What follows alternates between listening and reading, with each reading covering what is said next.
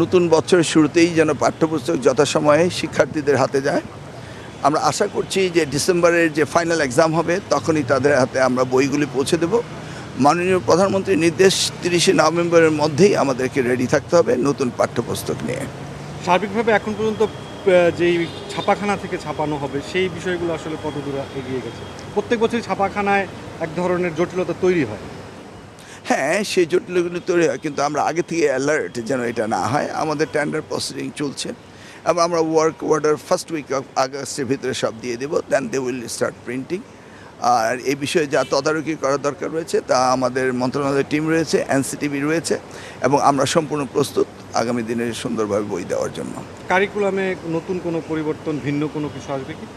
নতুন বলতে না, আমরা পরিমার্জন করছি কারিকুলামে। আর বিশেষ করে 4টি বই আমরা নতুন আনছি। সেটা হচ্ছে সংস্কৃতি ক্লাস 4-এ, স্পোর্টস ক্লাস 4-এ, ক্লাস 6-এ আমরা লার্নিং উইথ হ্যাপিনেস এবং টিবেট কারিগরি শিক্ষা, এটার উপরে আমরা আনছি। স্যান্ডেলিনা সো, রূপচর্চায় আভিজাত্য। তৃতীয় ভাষা যুক্ত করছে। আর একটি তৃতীয় ভাষা আমরা যুক্ত করছি। শিক্ষক নিয়োগের ক্ষেত্রে আসলে তাহলে কি হবে? তৃতীয় ভাষায় যে বিষয়টি যুক্ত হচ্ছে, এটি সরকারের একটি বড় ধরনের পরিকল্পনা। না, it is a big challenge. এই চ্যালেঞ্জ আমাদের মোকাবেলা করতে হবে এবং আমরা এই ভাষার উপরে চ্যাপ্টারও যাচ্ছে আমাদের। শিক্ষক প্রক্রিয়া নিয়োগের কি ধরনের পদক্ষেপ নিচ্ছে? না, স্পেসিফিকলি ভাষার উপর শিক্ষককে আমরা এখনও শুরু করিনি কাজ, বাট আমরা নেক্সট ইয়ারে করবো, এই জন্য আমরা প্রস্তুতি নিচ্ছি।